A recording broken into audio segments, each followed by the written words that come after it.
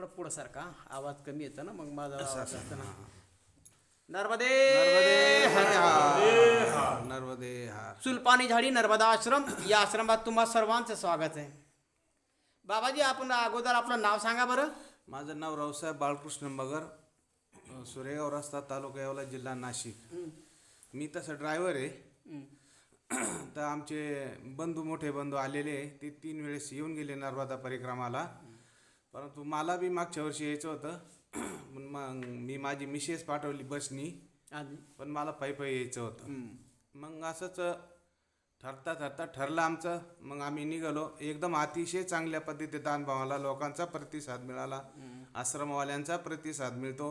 एकदम अतिशय म्हणजे एकदम जसं घरचं ध्यानच येत नाही आपल्याला, अशा पद्धत आपली नर्मदा परिक्रमा चालू असते. मैया कायम संघ असते.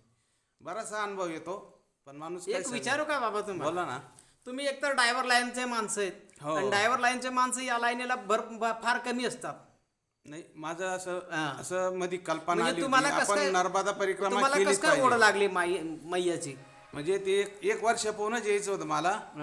पण मग असं माझ्या मनात आलं का आपण पायी जायचं, नाही तर जायचंच नाही. मग मी निघालो पायी. काय मला कुठला त्रास नाही, काही नाही. आता जसं हे गुडघे बसून बसून दुखत होते, पण येत आता चालून चालून थोडेफार दुखणारच आहे. पण जसा जो त्रास होता तो अजिबात त्रासच होत नाही. बाबाजी, शारीरिक त्रास आहे तो एवढा होणार आहे, कारण घरी तुम्ही तेवढं चालत नाही. घरी एवढं का 5-10 किलोमीटर चालणार. आता तुम्ही 30 किलोमीटर, कोणी 28 किलोमीटर, 25 किलोमीटर, आम्ही 45 किलोमीटर चाललो.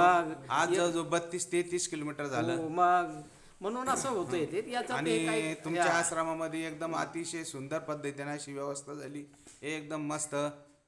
त्याच्यात काय कुठला त्रास नाही, काही नाही. तुम्ही सेवा पण चांगली देता. नर्मदा माय तुमच्या पाठीमागे राहो, आमच्या पाठीमागे राहो, सगळ्यांचं कल्याण करू. जय नर्मदे. नर्मदे. बाबा, आम्ही सेवादार नाही. आम्ही आईला प्रार्थना करतो की आम्हाला सेवा मिळू दे. आम्ही रोजही प्रार्थना करतो की मैया मुझे कुछ सेवा दे, सेवा मिळणं चाहिए.